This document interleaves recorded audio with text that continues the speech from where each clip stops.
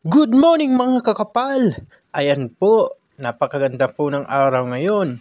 Kami po ay namimitas ng sili o lada kung tawagin dito sa Bicol.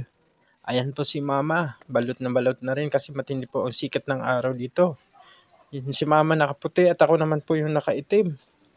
Ayan po, marami-rami po ang aming pipitasan ngayon. Maraming po salamat sa mga biyayang pinagulog sa amin ng Panginoon. Ayan po, kaya naniniwala ako sa kasabihan, kapag may tinanim, may aanihin. Magtanim ay di biro talaga. Ayan. Ako si Ma'am busy po kanina pa yan dyan. Siya na po ang nagluto ng aming kakainin kanina. Diretso na po siya sa pagpipitas. Ayan po, medyo busy po kami ngayon. Ayan po, sa awa ng Diyos, nakakaraos din naman kahit papano. Ayan po, nakakarami na rin po ang aming pinitas. Ayan po, sa balde na ang aking daladala at puno. Ayan po, maraming salamat po sa lahat.